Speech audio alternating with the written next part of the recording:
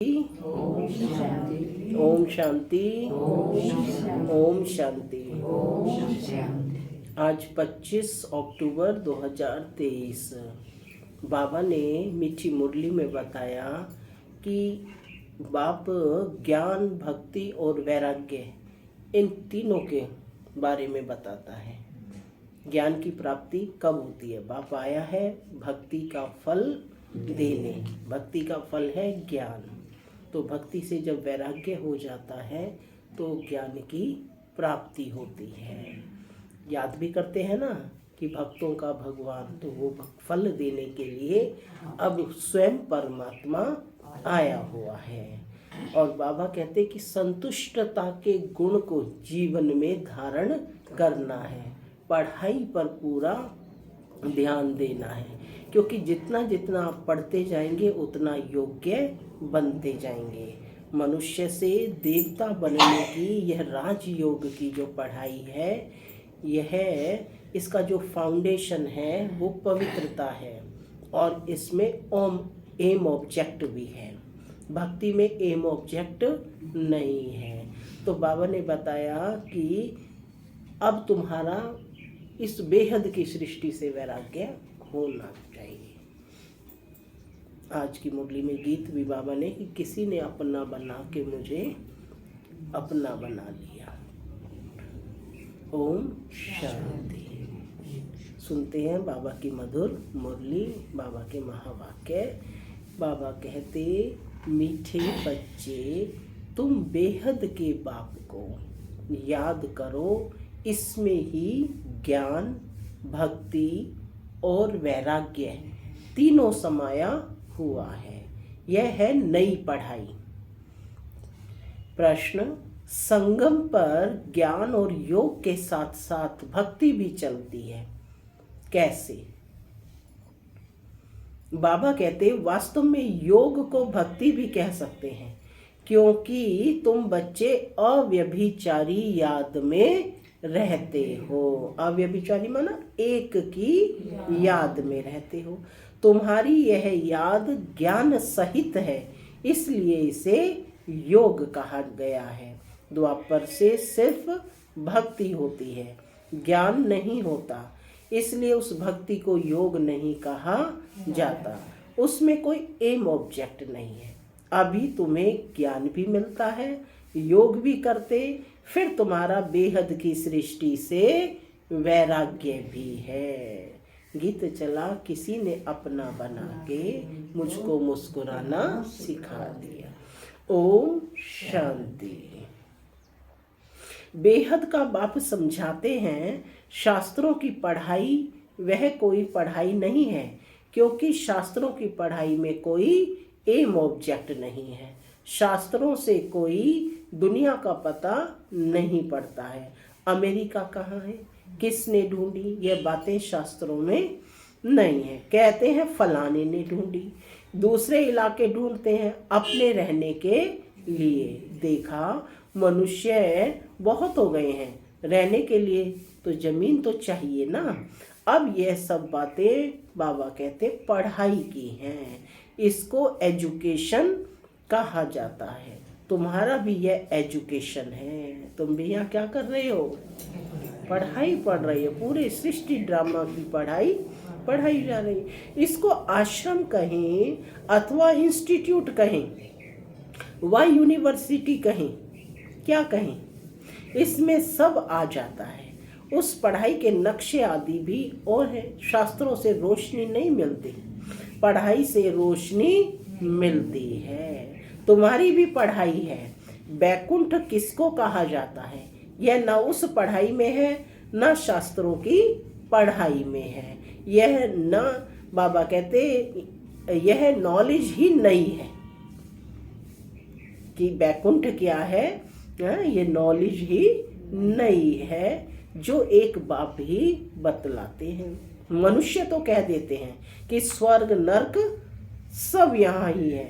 बाप ही समझाते हैं स्वर्ग नर्क किसको कहा जाता है। यह बातें न शास्त्रों में है, न उस एजुकेशन में है। तो नई बात होने के कारण बाबा कहते मनुष्य मूंझते हैं। कहते हैं ऐसा ज्ञान तो कभी सुना नहीं है। यह तो नई वंडरफुल बातें हैं जो कभी कोई ने नहीं सुनाई हैं भी बरोबर नई बातें। न उस एजुकेशन वाले सुना सकते हैं, न सन्यासी आदि सुना सकते हैं। इसलिए परम पिता परमात्मा को ही ज्ञान का सागर कहा जाता है। बेहद की हिस्ट्री ज्योग्राफी भी समझाते हैं। माने सृष्टि ड्रामा की बेहद की हिस्ट्री ज्योग्राफी कौन समझाता है? शिव परमात्मा। तो यह क्या हो गई? नई नॉलेज। यह पढ़ाई में सब कुछ है, ज्ञान भी है, योग भी है, पढ़ाई भी है और भक्ति भी है।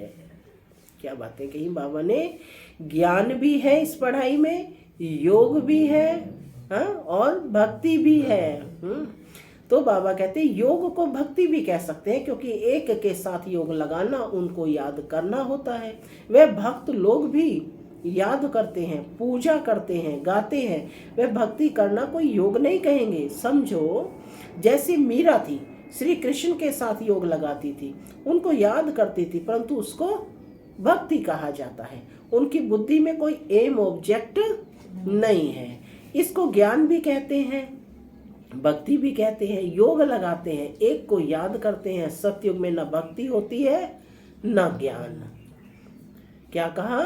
सतयुग में न भक्ति होती है न ज्ञान, है ना। दोनों चीजें नहीं होती। किस समय? इस समय है ना, सारी भक्ति भी है और ज्ञान भी है। वहां तो प्रारब्ध को प्राप्त करते हैं। संगम पर ज्ञान और भक्ति दोनों ही है, और द्वापर से लेकर सिर्फ भक्ति चलती आई है। जिसको याद करना, किसी को याद करना, उसको भक्ति कहते हैं। यहाँ यह ज्ञान भी है, योग भी है, भक्ति भी है। समझ सकते हैं, वह सिर्फ भक्त हैं, तत्व से योग लगाते हैं। तत्व माना रहने के स्थान, ब्रह्मांड से, ब्रह्म तत्व से योग लगाते हैं, परंतु उनका है अनेकों से योग, इसलिए उनको भक्त कहते हैं। तुम्हारा यह है अव्यभिचारी योग। यह ज्ञान सागर खुद बैठ पढ़ाते हैं, उनसे योग लगाना होता है। वह तो आत्मा को ही नहीं जानते, हम तो जानते हैं। परम पिता परमात्मा बाप के साथ बुद्धि योग लगाने से हम बाप के पास चले जाएंगे। वह हनुमान को याद करते हैं तो उनका साक्षात्कार हो जाता है। उनको व्यभिचारी कहा जाता है। यह है अव्यभिचारी योग। सिर्फ एक बाप को याद करना है, तो इसमें ज्ञान, भक्ति, वैराग्य सब इकट्ठे हैं, और वह उन्हों का सब अलग अलग है। भक्ति अलग है, ज्ञान भी सिर्फ शास्त्रों का है, वैराग्य भी हद का है। यहाँ बेहद की बात है। हम बेहद के बाप को जानते हैं, इसलिए उनको याद करते हैं। वह बल शिव को याद करते, परंतु वे कर्म विनाश नहीं होंगे, क्योंकि वह ऑक्यूपेशन को नहीं जानते हैं। वे कर्म विनाश होने का ज्ञान ही नहीं है। यहाँ तो बाप की याद से वे कर्म विनाश होते हैं। कैसे होते हैं वे कर्म विनाश? बाप की याद से। वहाँ काशी कलवट खाते हैं तो उनके विकर्म विनाश होते हैं। भोगना भोगनी पड़ती है, परंतु ऐसे नहीं कि तुम्हारे मुआफिक आहिस्ते आहिस्ते कर्मातीत बनते हैं। नहीं, उनके विकर्म सजाएं खाते खाते खत्म होते हैं, माफ नहीं हो जाते हैं। तो यह पढ़ाई भी है, ज्ञान भी है, योग भी है। बाबा कहते इसमें सब है। सिखलाने वाला एक ही बाप है। उनको आश्रम, इनको क्या कहते हैं? आश्रम इंस्टीट्यूट कहा जाता है। लिखा हुआ बड़ा अच्छा है। आगे ओम मंडली नाम रॉन्ग था, अभी समझ आइए यह नाम बिल्कुल अच्छा है। कोई को भी समझा सकते हो कि ब्रह्मा कुमार तो तुम भी हो। बाप है सबका रचयिता। उनको पहले पहले सूक्ष्म वतन रचना है। ब्रह्मा विष्णु शंकर हैं सूक्ष्म वतनवासी, नई सृष्टि रचते हैं, तो जरूर प्रजापिता ब्रह्मा चाहिए। सूक्ष्म वतन वाला तो यहाँ आ ना सके। वह है संपूर्ण अव्यक्त। यहाँ तो साकार ब्रह्मा चाहिए ना, माने सूक्ष्म में तो कौन है, संपूर्ण अव्यक्त ब्रह्मा, और साकार ब्रह्मा कहाँ चाहिए इसी दुनिया में। वह कहाँ से आए, मनुष्य इन बातों को समझ ना सके। चित्र तो है ना, ब्रह्मा से ब्राह्मण पैदा हुए, परंतु ब्रह्मा आए कहाँ से, प्रश्न तो ये है ना कि ब्रह्मा आए कहाँ से। फिर एडॉप्शन होती है, जैसे कोई राजा को बच्चा नहीं होता है तो एडॉप्ट करते हैं, बाप भी इनको एडॉप्ट करते हैं। इनको किनको, ब्रह्मा को एडॉप्ट करते हैं, फिर नाम बदल कर रखते हैं प्रजापिता ब्रह्मा। क्या नाम था इनका, बाबा लेखराज। वह ऊपर वाला तो नीचे आ ना सके, नीचे वाले को ऊपर जाना है। वह है अव्यक्त और यह है व्यक्त। तो इस रहस्य को बाबा कहते अच्छी रीति समझना है, क्योंकि सबका प्रश्न उठता है। कहते हैं दादा को कभी ब्रह्मा और कभी भगवान और कभी श्री कृष्ण कहते हैं। अब इनको भगवान तो कहा नहीं जाता, बाकी ब्रह्मा और श्री कृष्ण तो कह सकते हैं, क्योंकि श्री कृष्ण सुंदर से श्याम बनता है। तो जब रात है तब कहेंगे ब्रह्मा, और जब दिन है तब कहेंगे श्री कृष्ण। श्री कृष्ण की आत्मा का अभी यह अंतिम जन्म है, और यह श्री कृष्ण है आदि का जन्म। आदि का माने सबसे पहला जन्म। यह क्लियर कर लिखना पड़े। 84 जन्म राधे कृष्ण के व लक्ष्मी नारायण के बताने पड़े। यहाँ फिर उनको एडॉप्ट करते हैं तो ब्रह्मा का दिन और ब्रह्मा की रात हो जाती है। वही फिर लक्ष्मी नारायण का दिन और रात। उनकी वंशावली का भी ऐसे हुआ। तुम अब ब्राह्मण कुल के हो, फिर देवता कुल के बनेंगे, तो ब्रह्मा कुमार ब्रह्मा कुमारियों का भी दिन और रात हुआ ना। ये बड़ी समझने की बातें हैं। चित्रों में भी क्लियर है। नीचे तपस्या कर रही है, यह तुम्हारा अंतिम जन्म है। ब्रह्मा आए कहाँ से, किससे पैदा हो, तो ब्रह्मा को बाबा कहते एडॉप्ट करते हैं। जैसे राजा एडॉप्ट करते हैं, फिर उनको राजकुमार कहते हैं, ट्रांसफर कर देते हैं, प्रिंस ऑफ फलाना। पहले तो प्रिंस नहीं था, राजा ने एडॉप्ट किया तो नाम डाला प्रिंस। यह रस्म रिवाज चलती आई है। बच्चों को यह बुद्धि में आना चाहिए। दुनिया नहीं जानती है कि बाप कैसे पुरानी दुनिया का विनाश और नई दुनिया की स्थापना करते हैं। यह रोशनी तुम बच्चों में अब है। ये रोशनी तो किसे मिली है, बच्चों को है। तुम्हारे में भी नंबरवार है। आगे चलकर छोटी छोटी बच्चियां भी बहुत तीखी होती जाएंगी, क्योंकि कुमारियां है ना। लिखा हुआ भी है कुमारियों द्वारा बाण मरवाए। कुमारियों का चमत्कार नंबर 1 में गया है। मम्मा भी कुमारी है, सबसे तीखी गई। कहा जाता है daughter shows mother, daughter shows mother. अब तक तो सुनते सन शोज फादर। बाबा ने आज कहा डॉटर शोज मदर। मदर तो नहीं बैठ कोई से बात करेगी। यह माँ तो हो गई गुप्त। कौन सी माँ, ब्रह्मा माँ तो गुप्त हो गई ना, तो जगदम्बा को निमित्त बनाया मम्मा को। तो कहते हैं कि यह माँ तो हो गई गुप्त, वह मम्मा है प्रत्यक्ष। तो तुम शक्तियों अथवा बच्चों का काम है माँ का शो करना। बहुत अच्छी अच्छी बच्चियां भी हैं जिनको पुरुषार्थ अच्छा चलता है। कौरव संप्रदाय में भी किन्हों के मुख्य नाम है ना, जो महारथी हैं। यहाँ भी महारथियों के नाम हैं। सबसे बड़ा है शिव बाबा, ऊंचते ऊंच भगवान। उनका ऊंचा ठाव है, वास्तव में ठाव रहने का स्थान है। तो हम आत्माओं का भी ऊंच है। मनुष्य तो सिर्फ महिमा करते रहते, जानते कुछ भी नहीं है। हम आत्माएं भी वहाँ की रहने वाली हैं, परंतु हमको जन्म मरण में आकर पार्ट बजाना है। वह जन्म मरण में नहीं आते। पार्ट उनका भी है, परंतु कैसे है यह भी तुम जानते हो। अभी तुम बच्चे समझते हो यह शिव बाबा का रथ है। ब्रह्मा माना शिव बाबा का रथ है। अश्व अथवा घोड़ा भी है, बाकी वह घोड़ा गाड़ी नहीं है। यह भी जो भूले हुए हैं, यह ड्रामा में नूंद है। आधा कल्प हम भी भूल में भटकते भटकते एकदम भटक जाते हैं। अभी रोशनी मिली है तो बाबा कहते बहुत खबरदार हो पड़े हैं। जानते हैं यह पुरानी दुनिया खत्म होनी है। हमको नष्टो मोहा बनना है। क्या बनना है? कमल फूल समान ग्रस्त व्यवहार में रहते नष्टो मोहा बनने का पुरुषार्थ करना है। तोड़ तो सबसे निभाना है, साथ भी रहना है। यह भट्टी भी बननी थी जैसे कल्प पहले बनी थी। अभी तो कहते हैं गृहस्थ व्यवहार में रहे, मेहनत करनी है।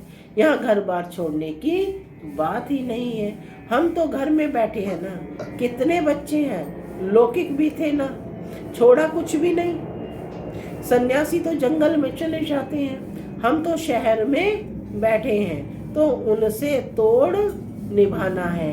बाप की रचना है, बाप कमाकर बच्चे को वर्षा देते हैं। पहले तो वर्षा देते हैं काम विकार का, फिर उनसे छुड़ाकर निर्विकारी बनाना बाप का ही काम है। ऐसे भी होते हैं कहाँ बच्चे माँ बाप को ज्ञान देते हैं, कहाँ बाप बच्चों को ज्ञान देते हैं। माने बच्चे पहले आए ज्ञान में, बाद में माता पिता आए, और कहाँ माता पिता आए तो बच्चे आ गए। तो कहते कहाँ बाप बच्चों को ज्ञान देते हैं। यह है ही राजयोग, वह है हठ योग। आत्मा को नॉलेज मिलती है परमात्मा से। अब जैसे ये शीला बहन है तो इनको इनकी बेटी लेकर आई ना ज्ञान में, वो आई तो ये भी आ गए। तो बाबा कहते यह है ही राजयोग, वह है हठ योग। आत्मा को नॉलेज मिलती है परमात्मा से।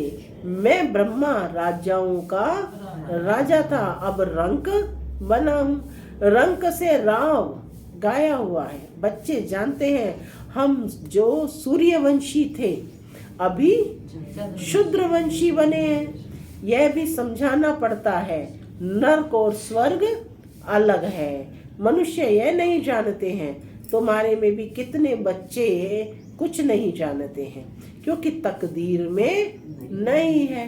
तो पुरुषार्थ क्या करेंगे? किनकी तकदीर में कुछ नहीं है, किनकी तकदीर में सब कुछ है। डिफरेंस हो गया ना। तकदीर पुरुषार्थ कराती है, तकदीर नहीं है तो पुरुषार्थ क्या करेंगे? एक ही स्कूल है चलता, कोई चलते चलते एक ही स्कूल है, कोई चलते चलते मर पड़ते हैं। जन्म लेना और मरना बहुत होता है। यह नॉलेज कितनी वंडरफुल है। नॉलेज तो बहुत सहज है, बाकी कर्मातीत अवस्था को पाना इसमें ही सारी मेहनत है। किसमें मेहनत है?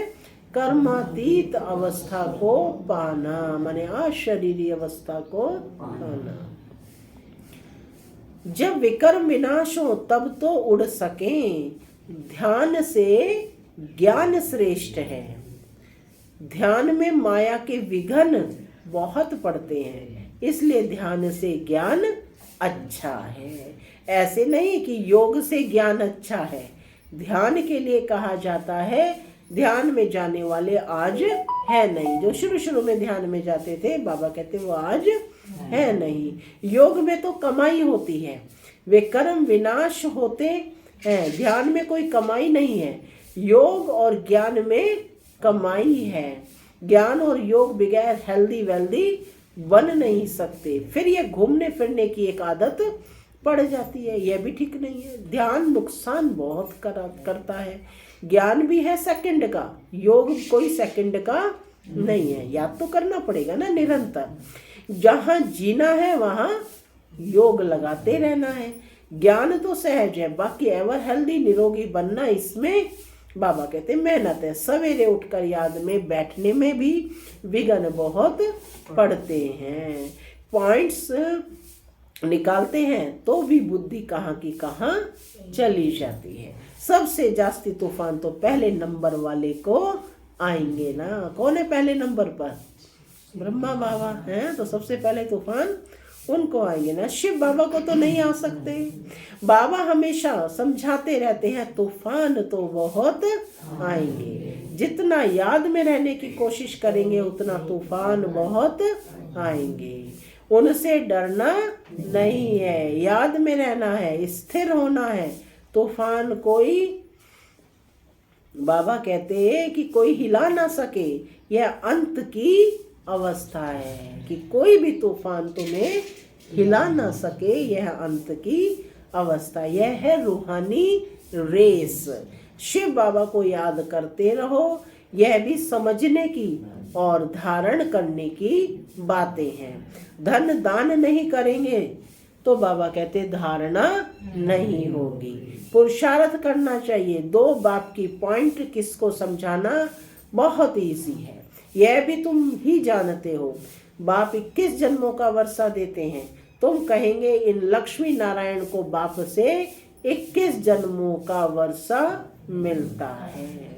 बाप ने उनको राजयोग सिखलाया और कोई मुख से कह ना सके कि उन्हें भगवान ने यह वर्षा दिया है। दुनिया में कोई किस बात में और कोई किस बात में खुश रहते। तुम जिस बात में खुश हो उसको कोई नहीं जानते। मनुष्य तो अल्पकाल क्षण भंगुर सुख के लिए है ना खुशी मनाते हैं। तुम हो सच्चे सच्चे ब्राह्मण कुलभूषण। क्या टाइटल दिया है? सच्चे ब्राह्मण कुलभूषण, जो योगी और ज्ञानी हो। तुम्हारे इस अतीन्द्रिय सुख की खुशी को और कोई जान नहीं सकते। वह तो क्या क्या माथा मारते रहते हैं, मून पर जाने का पुरुषार्थ करते हैं, बहुत डिफिकल्ट मेहनत करते हैं। उन सब की मेहनत बर्बाद हो जानी है। तुम बिना कोई तकलीफ के ऐसी जगह जाने का पुरुषार्थ करते हो जहां और कोई जा ना सके। एकदम ऊंचते ऊंच परम धाम में जाते हो। अच्छा, मीठे मीठे सिके लदे बच्चों प्रति माता पिता बाप दादा का याद करो। बच्चों को नमस्ते, बच्चों की माता पिता बाप दादा को याद करो। नमस्ते नमस्ते नमस्ते नमस्ते चलो। धारणा के लिए मुख्य सार, गृहस्थ व्यवहार में रहते नष्टो मोहा भी बनना है, साथ साथ सबसे तोड़ निभाते कमल फूल समान रहना है। दूसरा, धारणा करने के लिए ज्ञान धन का दान जरूर करना है। ज्ञान और योग से अपनी कमाई जमा करनी है, बाकी ध्यान दीदार की आश नहीं रखनी है। वरदान, संतुष्टता के सर्टिफिकेट द्वारा भविष्य राज्य भाग्य का तख्त प्राप्त करने वाले संतुष्ट मूर्ति भव। क्या बनना है? संतुष्ट मूर्ति भव। संतुष्ट रहना है और सर्व को संतुष्ट करना है। यह स्लोगन सदा आपके मस्तक रूपी बोर्ड पर लिखा हुआ, क्योंकि इसी सर्टिफिकेट वाले भविष्य में राज्य भाग्य का सर्टिफिकेट लेंगे। तो रोज अमृत वेले इस स्लोगन को स्मृति में लाओ। जैसे बोर्ड पर स्लोगन लिखते हो तो ऐसे सदा अपने मस्तक के बोर्ड पर यह स्लोगन दौड़ाओ तो सभी संतुष्ट मूर्तियां हो जाएंगे। जो संतुष्ट है वह सदा प्रसन्न है। स्लोगन, आपस में स्नेह और संतुष्टता संपन्न व्यवहार करने वाले ही सफलता मूर्त बनते हैं। ओम शांति।